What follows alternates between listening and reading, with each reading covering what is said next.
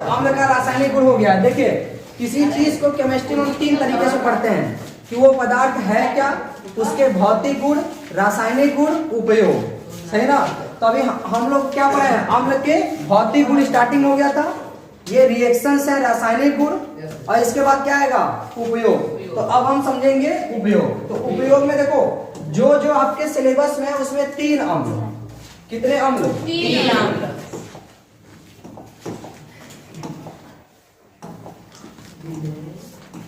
अम्ल में मेन कौन, तो देखिए हम लिख दे रहे हैं 3 है। एक है HCl, HNO3, सही ना, और एक है H2SO। यही तीनों से आपसे पूछा जाता है कि इनका उपयोग क्या है, सही ना। तो इसका नाम है हाइड्रोक्लोरिक अम्ल, हाइड्रोक्लोरिक अम्ल। और दूसरे वाले का क्या नाम है,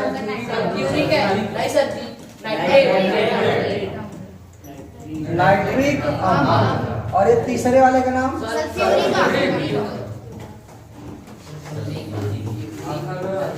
सल्फ्यूरिक अम्ल। मेन यही तीनों, सही ना, मेन आपके यही तीनों है। लेकिन इसका जो साधारण नाम होगा, देखो ये है हाइड्रोजन, अगला है क्लोराइड, तो पूरा नाम हो गया हाइड्रोजन क्लोराइड। इसका नाम है हाइड्रोजन नाइट्रेट, हाइड्रोजन नाइट्रेट। ये क्या है, हाइड्रोजन सल्फेट। देखिए हाइड्रोक्लोरिक अम्ल का सबसे पहला और मेन काम जो है वो क्या है, क्लोरीन गैस बनाने में। कौन सी गैस बनाने में, क्लोरीन गैस। अब आपके दिमाग में आएगा ये क्लोरीन गैस बनाने, हमने पढ़ लिया क्लोरीन गैस होती क्या है, इसलिए पहले प्रयोग होता है, सही है ना। तो आप लोग अभी जो फिल्टर किया जाता है पानी, उसको पिया है कि नहीं, जो पानी फिल्टर किया जाता है उसका स्वाद और आपके घर में जो हैंडपंप से पानी निकलता है उसके स्वाद में, दोनों में अंतर होता है। तो जो फिल्टर वाला पानी है उसका स्वाद ऐसा होता क्यों है, क्लोरीन गैस के कारण। तो जो भी पानी फिल्टर किया जाता है उसमें क्लोरीन गैस मिलाई जाती है, ठीक है। क्लोरीन गैस के कारण ये पानी लंबे समय तक खराब नहीं होता। यही कारण है कि देखते हो रेलवे स्टेशन पे जो पानी बिकता है वो पता नहीं कितने दिन से पैक किया गया है, लेकिन खराब होता है क्या। आपके यहाँ कुछ लोग ऐसे हैं जो आएंगे कहेंगे भाई पानी पिला दो, मान लीजिए उनको पानी दे दोगे तो कहेंगे अगर सुबह का पानी है और शाम को उनको पानी दे दोगे पीने के लिए तो कहेंगे देखो यार सुबह का पानी है खराब हो गया होगा। लेकिन वही सब जाएंगे रेलवे स्टेशन पे या कहीं यात्रा में जाएंगे तो वही पानी 1 महीना का हो, 2 महीना का हो, 1 साल से पैक हो, उसके बारे में कुछ नहीं पूछेंगे, जैसे मिला पी जाएंगे, सही ना। इसका मतलब क्या है कि उसमें कुछ तो ऐसा केमिकल रहता होगा जिससे उसमें बैक्टीरिया नहीं पड़ते, उसका नाम है क्लोरीन। तो क्लोरीन गैस बनाया किससे जाता है, और आपको बताते हैं किसी जब कपड़े को पेंट करते हैं, कपड़े का जैसे आप कोई भी कलर का आप कपड़ा पहनते हैं जो, वो कलर अलग अलग पेंटिंग से दिया जाता है, अलग अलग से कलर मिलाए जाते हैं उसमें। जैसे आपका जो कपड़ा है ना, कपड़ा जिस धागे से बना है, कपड़ा किससे बनता है, धागे से, और धागे में ही कुछ कलर मिलाए जाते हैं ताकि वो धागे का वैसा कलर हो जाए, इसके बाद उस कलर के धागे से कपड़ा बना दिया जाए। जैसे किसी को व्हाइट कलर में शर्ट पहनना है, किसी को ब्लैक में पहनना है, ब्लू में पहनना है, रेड में पहनना है, तो जो कलर होता है वो धागे का कलर किया जाता है। रियल में धागा जो बनता है वो कपास से बनता है, कपास जानते हो, रुई, उसको ना हम लोग कपास कहते हैं, पंजाब की भाषा में नरमा बोलते हैं, नरमा, सही ना। तो वो है, तो उससे क्या बनाया जाता है, धागा। तो देखो उस कपड़े में अगर आप कलर मिलाओगे तो आपको नहीं लगता कि कलर मिला कर दोगे तो 2-4 बार साफ करोगे कलर उड़ जाएगा। तो कोई ऐसा, जैसे आप दीवार पर पेंटिंग करने या किसी लोहे पर धातु पर पेंटिंग करने से पहले प्राइमर लगाते हैं, प्राइमर देगा तो बढ़िया से चिपक जाता है, हाथ उसमें लगता नहीं है। उसी तरह से कपड़े को पेंटिंग करने से पहले उसमें क्या लगाया जाता है, HCl, क्या लगाया जाता है।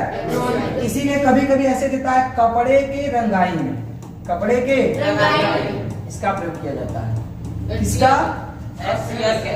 एक आपको और खतरनाक चीज बताते हैं, एक अम्ल बनाया जाता है जिसका नाम है अम्लराज। क्या नाम है, अम्लराज, जिसको कहते हैं एक्वा रजिया। एक्वा इतिहास की एक रानी रही है जिसका नाम था रजिया सुल्तान, खतरनाक थी, सही है। बेचारी कहीं युद्ध में गई थी, जब हारने लगी तो वही शादी कर ली, सही, उसी राजा से शादी कर ली, तो मुझे तो थोड़ी ना करेगा।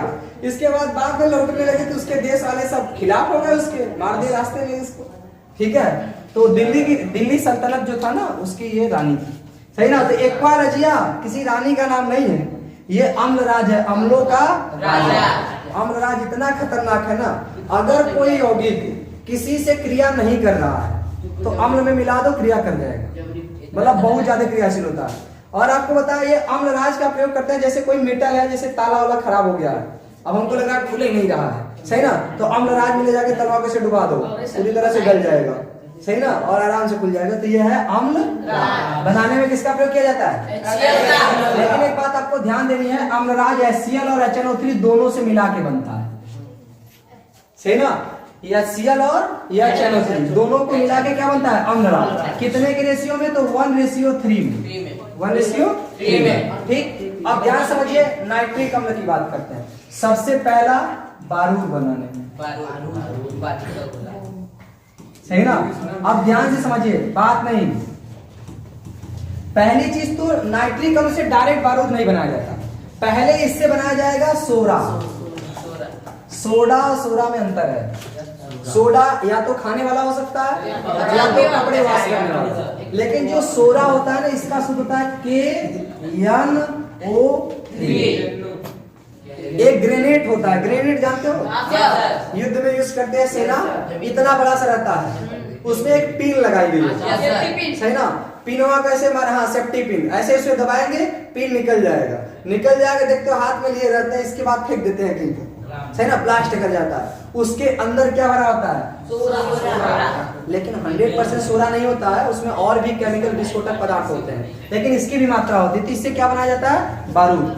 और अगर हम कहें तो इसका प्रयोग किया जाता है, HNO3 का और प्रयोग किया जाता है। पहली चीज तो बारूद बनाने में, दूसरी चीज सोडा। पहले बारूद डायरेक्ट नहीं बनेगा, पहले सोडा बनेगा, तब जाके क्या बनेगा? इसके बाद इनका भी उपयोग है। आप लोगों ने ना कई बार ऐसा देखा होगा कि जो आप आभूषण पहनते हो, जैसे सोना चांदी, जो आपकी मम्मी लोग पहनती है, आप लोग भी पहनती होंगी, सही है ना, पहनती होंगी, क्या पहनती है? सही है, नहीं पहनते हो? पहनते हो ना हमेशा। हाँ, तो अगर कभी वो बहुत ज्यादा गंदा हो जाए, सही ना, बहुत ज्यादा गंदा हो जाए, तो कुछ लोग निरमा से साफ करते हैं, लेकिन उससे बढ़िया साफ नहीं होगा। सोना या चांदी एक ऐसा धातु है कि आप निरमा से कितना रगड़ लो, उससे बढ़िया साफ नहीं होगा, तो उसको ले जाते हैं सुनार के यहाँ साफ करवाने। जानते हो कि नहीं? ऐसा किसी घर पे हुआ है कि मम्मी जाए सुनार के यहाँ साफ करवाने? जब सुनार के यहाँ साफ करवाने जाओगे ना, तो वो एक लिक्विड लेता है, लिक्विड में उसको डालेगा, उससे धुलेगा, निरमा उरमा लगाने की जरूरत। हाँ, उसका नाम होता है जो वो लिक्विड लेता है, जिसमें साफ करता है ना, उसका नाम होता है नाइट्रिक अम्ल। और नाइट्रिक अम्ल में वो ऐसे चमकता नहीं है, वो जो ऊपर की लेयर होती है ना, जो गंदा वंदा होता है, वो हल्का हल्का क्या हो जाता है? रगड़ के छूट जाता है।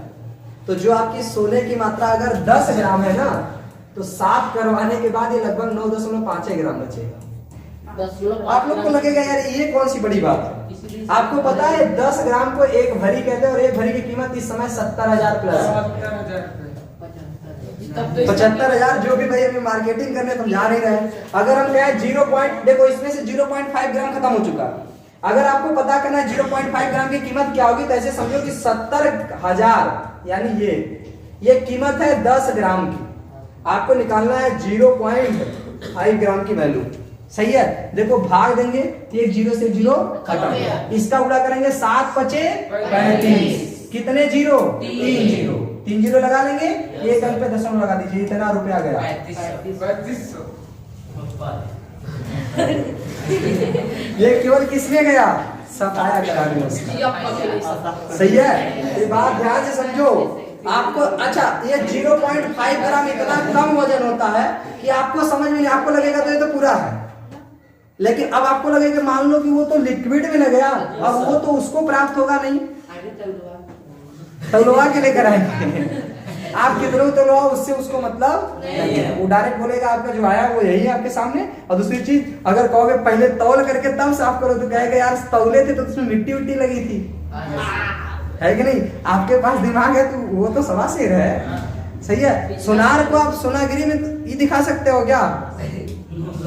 जैसे एक IAS अधिकारी को कभी आप बकवास करने से पीछे नहीं कर सकते, वो आपसे ज्यादा बकवास कर लेगा, सही है, क्योंकि बोलने का उसको न जाने कितनी पढ़ाई किया है उसने, ठीक, ऐसे सुनार ने अपने खेल में वो बहुत आगे है। सही है। अभी आप अगर उसमें समझो नौसिखिया हो तो समझो उसका कोच रह चुका है। सही है। तो ये लगभग कीमत है, इसीलिए आप लोग साफ कराने के लिए कहीं जाकर के सुनार के यहाँ ना जाए। तो ये किसका उपयोग हो गया? नाइट्रिक अम्ल। तो धातुओं की जो आप पहनते हो धातु का होता है, सोना चांदी क्या है? धातु। तो धातुओं की सफाई में, धातुओं की सफाई। और तीसरा कहेगा तो अम्लराज बनाने में। भाई नाइट्रिक अम्ल का भी प्रयोग किसमें होगा? अम्लराज। और चौथा, जितने भी अम्ल होते हैं सब प्रयोगशाला में प्रयोग किए जाते हैं। तो जब प्रयोगशाला में प्रयोग किए जाते हैं तो जो क्रिया करते हैं उसको अभिकारक कहते हैं। क्या कहते हैं? अभिकारक। और अभिकारक को हम लोग अभिकर्मक भी कहते हैं। तो प्रयोगशाला में अभिकर्मक के रूप में प्रयोग किया जाता है। सही ना? ये सब में आप लगा सकते हैं। प्रयोगशाला में अभिकर्मक के रूप में, अभिकर्मक के रूप में, अभिकर्मक के रूप में, ये सब में प्रयोग में आप लगा सकते हैं। आपसे कहेगा कोई दो उपयोग लिखिए, तो दो उपयोग आप कोई भी अपने से बता सकते हैं। अब बात आती है इसकी सल्फ्यूरिक अम्ल की। सल्फ्यूरिक अम्ल को जानते हो? तेजाब। तेजाब का प्रयोग सबसे पहली चीज तो बैटरी में। बहुत बढ़िया भाई, बैटरी में तो उपयोग होता है, सबको पता है। सही ना? दूसरा और इसका उपयोग क्या हो सकता है? तो ध्यान सुनो, आप लोग कभी कभी दांत में कीड़े उड़े पड़ जाते हैं, उसमें जब जाते हैं ना तो उसमें पहले तेजाब डाला जाता है हल्का सा, ताकि वो कीड़े क्या हो जाएं? मर जाए। लेकिन आपको पता है कि कोई चीज का अगर कुछ लाभ होता है ना तो कुछ साइड इफेक्ट भी होता है। सही है ना? तो हो सकता है उसके अंदर का थोड़ा बड़ा जला दे, तो उससे क्या दिक्कत है? जब आपका दांत साफ हो जाएगा तो उससे कोई दिक्कत नहीं है। लेकिन अगर एक बार दांत के अंदर खुरदरा हो गया ना तो परमानेंट हो चुका है, उसको भरवाओ तभी। नहीं तो एक कहावत तो सुना होगा, रहीमन धागा प्रेम का, मत तोड़ो चटका, टूटे से भी ना जुड़े भिड़ेगा। इसका क्या मतलब है? कि अगर जो चीज एक बार टूट गया वो दोबारा नहीं जोड़ सकते। दोबारा जोड़ भी दोगे तो उसके दिमाग में बना रहेगा कि ये हमको तोड़ा था, है ना? तो वही है, दो लोग के बीच अगर दुश्मनी हो गई तो वो दोस्त उस तरह से नहीं बन सकते जैसे पहले थे। पहले बिना कहते ना आंख बंद करके भरोसा कर लेते, तो कुछ भी कहेगा मान जाएंगे। लेकिन अगर अभी दोस्ती बाद में हो भी गई ना तो दिमाग में उसके जरूर रहेगा कि ये धोखा दे सकता है। सही है। तो इसीलिए बात ध्यान देनी है कि इसका प्रयोग पहली चीज बैटरी में, दूसरा चिकित्सालयों में। चिकित्सालय वाले समझते हैं ना? चिकित्सालय से लिखा है कि भाई हिंदी से लिखा नहीं चिकित्सालय। अगर गलत होगा तो बताओ, इसका भी मेकअप कर देते हैं। सही है ना? तो चिकित्सालय में हो गया। और बताया जाए किसी चीज का रंग उड़ाने में। रंग उड़ाने में समझते हो? मैदान में बिना रंग का।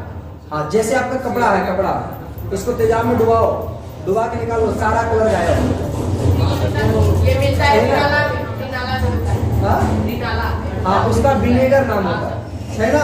तो ऐसे ही ये विनेगर बनाने में काम किया जाता है। और दूसरी चीज सुनो, इससे बनाई जाती है सल्फर डाइऑक्साइड गैस। क्या बनाई जाती है? Sulphur dioxide gas. और भी कई सारे यौगिक हो सकते हैं, जैसे प्लास्टर ऑफ पेरिस बनाने में। अब कहोगे प्लास्टर ऑफ पेरिस क्या है? जब हाथ टूट जाता है ना तो देखते हो व्हाइट कलर की पट्टी लगाई जाती है। पट्टियां तो नॉर्मल होती है, उसके ऊपर एक सीमेंट जैसा होता है व्हाइट कलर में, उसको कहते हैं प्लास्टर ऑफ पेरिस। सही ना? वो जब ऐसे लगा दिया जाएगा ना तो वैसे आपका हाथ हमेशा मुड़ा रहेगा। जब जुड़ जाएगा तो उसको हटा दिया जाएगा।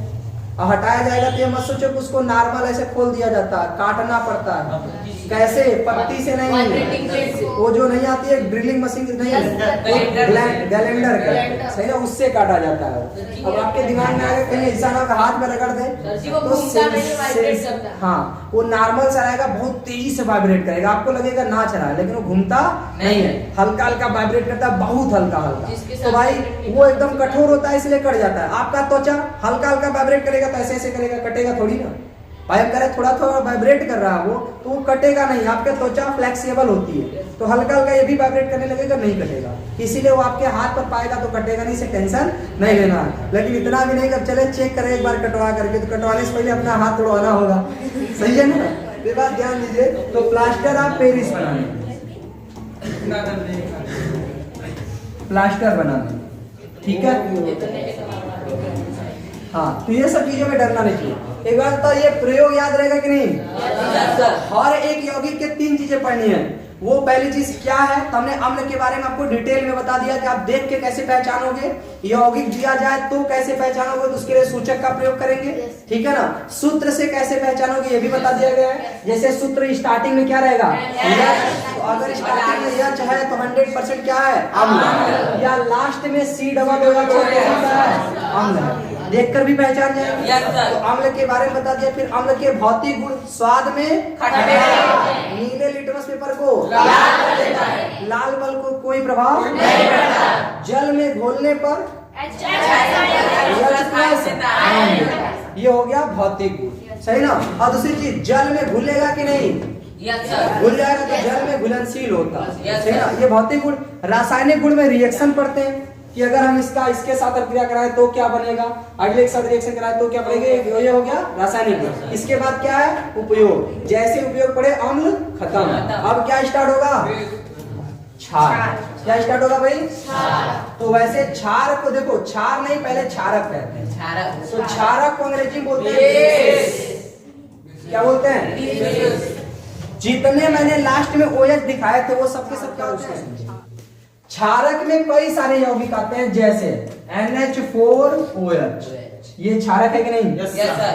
लास्ट में अगर OH हो जाता है क्षारक, NaOH, CH3, CH2OH। देखिए परिभाषा क्या है क्षार का। पहली बात तो क्षारक का परिभाषा हमने बता दिया, वे सभी पदार्थ जिनको जल में घोलने पर OH माइनस, उसे हम क्या कहते हैं, क्षारक। लेकिन कुछ ऐसे क्षारक होते हैं जो जल में घुलते ही नहीं है, तो जो जल में नहीं घुलेंगे वो क्षारक कहलाएंगे, लेकिन क्षार नहीं। और जो क्षारक जल में घुल जाएंगे वो कहलाएंगे क्षार, सही ना। तो जल में घुलने वाले क्षारक क्या कहलाते हैं, क्षारक। जितना भी हम आपको कल बताए थे या फिर उस दिन बताए थे क्षारक के बारे में, वो सब के सब क्षार है, क्योंकि वो सबके सब जल में घुल जाएगा, सही ना। लेकिन अगर हम कहें Al2OH का AlOH का होल ट्राइस, ये जल में नहीं घुलता। जब ये जल एल्युमिनियम है, एल्युमिनियम को जैसे ये तार है, तार को पानी डाल दोगे घुल जाएगा, तो इसका क्षारक भी जल में नहीं घुलता, इसीलिए ये क्षारक तो है लेकिन क्षार नहीं है, है ना। तो क्षार किसे कहते हैं, वे क्षारक जो जल में घुल जाए उसे क्षार कहते हैं। जैसे ये सब, इसका देखो नाम क्या, ध्यान सुनो। OH का नाम है हाइड्रोक्साइड। OH का नाम क्या है, हाइड्रोक्साइड। ये चाहे 2 बार हो जाए, चाहे 3 बार हो जाए, चाहे 4 बार हो जाए, आपसे इससे कोई मतलब नहीं है। OH को बोलेंगे हाइड्रोक्साइड। और ये जो NH4 दिख रहा है ना, इसको बोलते हैं अमोनियम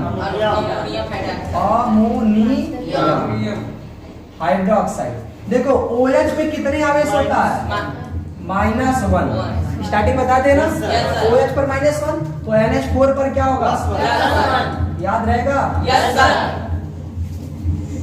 अमोनियम को NH4 प्लस कहते हैं और OH को क्या कहते हैं, हाइड्रोक्साइड, सही ना। तो ये सब के सब क्या है, क्षारक। तो क्षारक की पहचान क्या है, लास्ट में OH रहेगा। अगर OH नहीं है तो क्षारक नहीं है। जैसे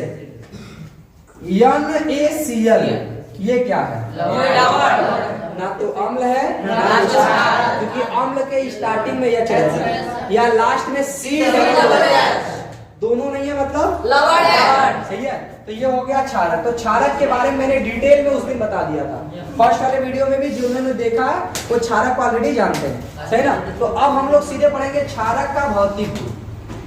क्षारक का भौतिक गुण का मतलब देख करके आप क्या क्या बता सकते हैं। तो सबसे पहली चीज, लिटमस पेपर पे इनका क्या व्यवहार होता है,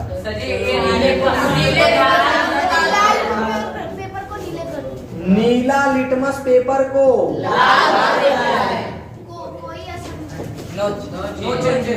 नीले लिटमस पेपर पर कोई चेंज नहीं होगा, लेकिन अगर लाल रहे तो लाल रहेगा तो कन्वर्ट कर देगा किसमें, है ना। हमने आपको कोई केमिकल दिया, एक लिटमस पेपर दिया, लिटमस पेपर कौन से कलर का है? नीला। अगर आप उस पर डाल दिए केमिकल को और केमिकल लिटमस पेपर लाल हो गया, इसका मतलब वो जो डाले हैं आप केमिकल वो क्षार नहीं, अम्ल है। लेकिन नीला को लाल करना अम्ल का भी है। लेकिन अगर मैंने लाल लिटमस पेपर आपको दिया, हमने कहा चलो इस लाल लिटमस पेपर पर आपको कोई केमिकल दिया, आपने डाला, अगर रंग में कोई परिवर्तन नहीं हुआ तो अम्ल है, लेकिन अगर लाल नीला हो गया तो सही है ना, कोई दिक्कत? तो ये नीला को कोई परिवर्तन नहीं करता, लेकिन अगर लाल रहेगा तो क्या कर देगा? नीला है तो कितना नीला करेगा, इसीलिए नो चाहिए, है ना। ये पहला इसका भौतिक गुण। दूसरा, जल में घोलने पर क्या देगा? जल में घोलने पर जल में OH बोलते हैं हाइड्रोक्साइड आयन देता है।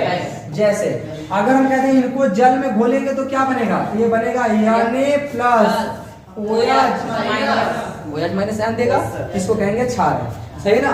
तो जल में घोलने पर OH माइनस आयन देता है। तीसरा, स्वाद में कैसा होता है? स्वाद में जैसे मरचा, निर्मा जानते हैं? निर्मा वो स्वाद में कैसा होता है? हल्का खारा टाइप में लगता है और कड़वा तो लगेगा ही, सही ना। तो कड़वा इसलिए लगता है क्योंकि वो बना किससे होता है? अभी कुछ समय पहले ही बताया, जब मैंने सोडियम को किसमें डाला? जल में, तो हाइड्रोजन गैस निकल गई, तो बनता क्या है? NaOH, वो यही होता है। इसीलिए मैंने कहा कि इसी से बनता है निरमा। तो आप इससे कपड़ा साफ कर सकते हैं, लेकिन इससे साफ करेंगे ना तो नॉर्मल वाले निरमा से ज्यादा खतरनाक है, ज्यादा अच्छा, सही है ना। बढ़िया से साफ नहीं करेगा, जगह जगह से कपड़ा आपका कटने लगेगा, ठीक है। निर्मा, आप दो प्रकार का निर्मा आता है, एक आता है ना जो 3-4 किलो 5 किलो वाला आता है, एक आता है घड़ी। दोनों में अंतर क्या है? आप घड़ी वाले निर्मा को अपने हाथ में ले लो, हल्का से उसमें पानी नहीं मिलाओ, लगेगा गर्म हो रहा है। लेकिन उस वाले निर्मा के लोगे ना और उसमें पानी डालोगे तो ऐसा लगेगा कि ठंडा हो रहा है, सही ना। तो जो गर्म हो रहा है वो ज्यादा खतरनाक है और उससे कपड़े अच्छे से साफ होंगे, और जो ठंडा हो रहा है उसको मजे का लगाओगे तब कपड़े साफ होंगे, सही है, क्योंकि उसमें सोडियम आयन की मात्रा कम होती है। अब नेक्स्ट सुनो, चौथा, जितने भी क्षार होते हैं अगर इसको पानी में डालोगे ना तो एकदम तेल जैसे चिकनाहट प्राप्त होगी। जैसे साबुन है, साबुन में पानी डालोगे तो साबुन में क्या आता है? चिकनाहट। वैसे सारे के सारे क्षारकों को अगर आप पानी में डालोगे तो कैसे बनेंगे? चिकनाहट उसमें आएगा, यानी चिकनापन दिखने को मिलेगा। कोई दिक्कत? तो ये चार्ट को क्या होगा? इसके भौतिक गुण। जब भौतिक गुण खत्म होगा तो क्या चलेगा? तो रासायनिक गुण में आप पढ़ेंगे रिएक्शन, लेकिन रासायनिक गुण से पहले क्षारक के प्रकार, क्षारक की अम्लीयता, ये सारी चीजें जाननी है। देखो ये हमारा हो गया क्षारक क्या है, इसके बारे में अभी मैंने कम बताया, लेकिन स्टार्टिंग मैंने पूरा बता दिया, सही ना। अब हमने क्षारक का भौतिक गुण पढ़ लिया, अब हम पढ़ेंगे क्षारक के प्रकार। क्षारक के प्रकार, क्षारक के प्रकार। तो क्षारक दो प्रकार का होता है। कितने प्रकार का? एक होता है प्रबल क्षारक, क्षारक ना कह करके चलो क्षार कह देते कोई नहीं, और दूसरा क्या होता है?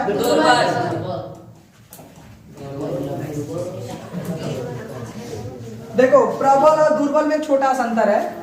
ऐसा क्षारक जो पानी में जल्दी से घुल जाएगा वो प्रबल होगा, और जो पानी में धीरे धीरे घुलेगा वो दुर्बल। सिंपल सी बात। इसके कुछ उदाहरण आप देख लीजिए। जैसे अभी मैंने इसके पहले बताया है, जैसे ये NaOH है, ये जल में घुल जाता है, लेकिन अभी मैंने बताया था यह है AlOH का, ये जल में नहीं घुलता। तो जो जल में बहुत तेजी से घुल जाए या आयनित हो जाए उसको हम क्या कहते हैं? प्रबल। और जो जल में आयनित अच्छे से ना हो उसे क्या कहेंगे? दुर्बल, सही ना। और भी दिखा, जैसे हम पूछे KOH प्रबल है कि दुर्बल? अरे अभी मैंने बताया था सोडियम से ज्यादा क्रियाशील है। अभी ऊपर छत पे बता रहे थे नहीं, तो मतलब इसका क्षार और क्रियाशील होगा। जब ज्यादा क्रियाशील होगा तो प्रबल होगा कि दुर्बल? सही ना। और जितने भी अभी मैंने लिखा था NH4OH, ammonium hydroxide, ammonium hydroxide, सही ना। ये क्या होगा? प्रबल की दुर्बल? जितने क्षारक होते हैं वो भी खतरनाक होते हैं। जैसे अम्ल होता है ना, वैसे क्षार भी होता है, लेकिन अम्ल जितना खतरनाक नहीं होता। आपको इसका एक उदाहरण बताएं, हालांकि सिंपल से बताते हैं। देखो ये पाया किसमें जाता है, यूरिन में। यूरिन जानते हो, पेशाब में, ठीक है ना। ये अमोनियम हाइड्रोक्साइड, और इसकी एक विशेष स्थिति क्या होती है ना कि इसमें पाया जाता है हल्का हल्का शुगर। शुगर मतलब चीनी, शर्करा। शर्करा। चीनी को शुगर नहीं कहते, ये तो अंग्रेजी में आप पढ़ते हैं ना कि शुगर माने चीनी होता है। शुगर में कई चीजें आती हैं, sucrose, fructose, lactose, galactose, maltose, सही ना। तो बहुत सारी चीजें होती है सुक्रोज के अंतर्गत, मतलब शर्करा के अंतर्गत। तो ये है शुगर। तो उसकी मात्रा थोड़ा बहुत इसमें पाई जाती है। इसमें यूरिया की मात्रा पाई जाती है, अमोनिया गैस की मात्रा पाई जाती है, जो आपके शरीर के लिए बेहद ज्यादा हानिकारक है, सही है ना। इसकी डिस्कस हम बायोलॉजी में ज्यादा अच्छे से कर पाएंगे। तो यहाँ पर अगर हम कहें कि ये, तो इसको आप देख लो, अगर किसी जहां पर कोई व्यक्ति आप देखते हो, जहाँ रेलवे स्टेशन वगैरह पे जाते हो, तो जहां पर लोग अक्सर पेशाब वगैरह करते हैं, वहां की दीवार समझो चल बचेगी, सही ढह जाएगी। तो आप ये समझ सकते हैं कितना खतरनाक है, सही ना। तो ये होता है अमोनियम हाइड्रोक्साइड, ये है दुर्बल क्षारक। और भी अगर आपको दुर्बल क्षारक की बात करें, जैसे आयरन, देखो ध्यान से, आयरन पर क्या होता है, +2। अगर हम कहते हैं फेरिक तो +3 होता। तो अगर एक हम कहते हैं फेरिक तो ये +3, +2 ज्यादा क्रियाशील होता है, +3 कम क्रियाशील। तो कम क्रियाशील का अगर हम OH बनाएंगे तो OH पे -1, OH पर -1 और Fe पर +1। एक का Fe में करेंगे Fe, 3 का OH में करेंगे OH। ये सबके सब क्या है, दुर्बल क्षारक। सबके सब क्या है भाई, दुर्बल। तो अगर हम आपसे पूछें कि प्रबल क्षारक किसे कहते हैं, जिन्हें जल में घोलने पर पूरी तरह से उसे हम प्रबल क्षारक। जिन्हें जल में घोलने पर पूरी तरह से आयनित ना हो, उसे क्या कहते हैं। आगे बढ़े, ये हो गया क्षारकों के प्रकार। अम्ल में जैसे ही अम्ल का प्रकार आपने पढ़ा था, इसके बाद पढ़ा था अम्ल की क्षारकता। तो इसे पढ़ेंगे क्षार की अम्लीयता। क्षार की अम्लीयता गलत हो रहा है, नो सर। इसको बोलते हैं एसिडिटी ऑफ बेसिस, सही ना। और उसमें क्या बोलते हैं, बेसिस ऑफ एसिड, सही है ना। वो अम्ल की क्षारकता होती है, और क्षार की अम्लीयता। ये जानते हो, ऑब्जेक्टिव में आपसे पूछा जा सकता है। जैसे दे देगा, कहेगा इसकी अम्लीयता कितनी होगी, सही ना। तो ध्यान समझिए, अब अम्लीयता होता क्या, देखो क्षारकता अम्ल का होता है। क्षारकता किसे कहते हैं, तो जब जल में घोलते हैं तो जितने H+ आयन देगा, वो H+ आयनों की संख्या अम्ल की क्षारकता कहलाती है। ये तो क्षार है, क्या ये H+ देगा, ये क्या देगा, OH-। तो इनको जल में घोलने पर जितने OH- देगा, वो इसकी अम्लीयता होगी। जैसे ये है KO, जल में घोलने का सिंपल इस तरह से लगाया जाए। जल में घोलेंगे तो देखो ये बनेगा OH-, तो इधर आएगा K+, सही ना। इसमें कितने OH निकले हैं, एक बार। इसकी अम्लीयता कितनी है, कोई दिक्कत, अम्लीयता कितना है भाई, 1। अगर हम कहें कहीं पे लिखा हुआ है MgOH का होल, इसको कहते हैं मिल्क ऑफ मैग्नीशिया। यही पाया जाता है इनो में, इनो हाँ, इनो जो घोल के पीते हैं वही, सही है। तो इसमें क्या पाया जाता है, MgOH का होल्डर, इसको कहते हैं मिल्क ऑफ मैग्नीशिया। शुद्ध नाम क्या है, इनो। मात्र 6 सेकंड। अब ध्यान सुनो, ये टूटेगा तो हाइड्रोक्साइड बनाता है OH-। कितने बार है, 2 बार। इसलिए यहाँ लगाएंगे 2। तो ये बात बताओ, एक OH पर 1 माइनस, तो 2 OH पे 2 माइनस, इधर कितना प्लस, 2 Mg पर +2। एक बात बताओ, इसकी अम्लीयता कितनी होगी, 2।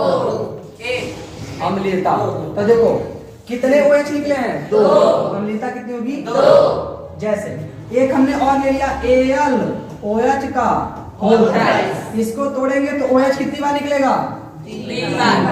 तो Al देखो, एक OH पे 1 माइनस, तो 3 OH पे 3 माइनस। जितना उधर माइनस है, इधर वाले को उतना ही प्लस। तो Al पे कितना प्लस, 3। अगर आपसे पूछे इसमें कितने OH निकले हैं, 3, तो इसकी अम्लीयता कितनी होगी, 3, है ना।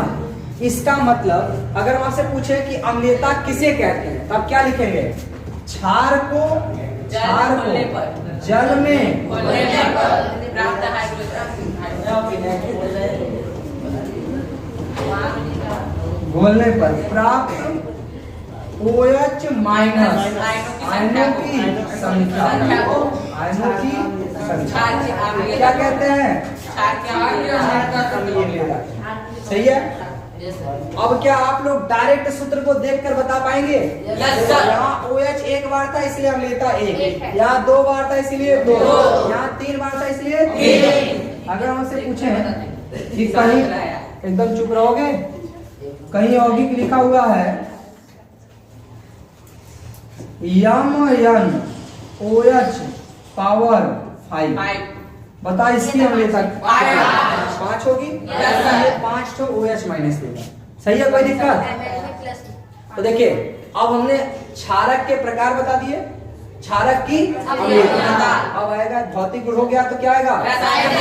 तो नेक्स्ट हेडिंग है क्षारक की रासायनिक, जो कि पूरा रिएक्शन है, इसको हम देखेंगे अगले, ठीक है ना।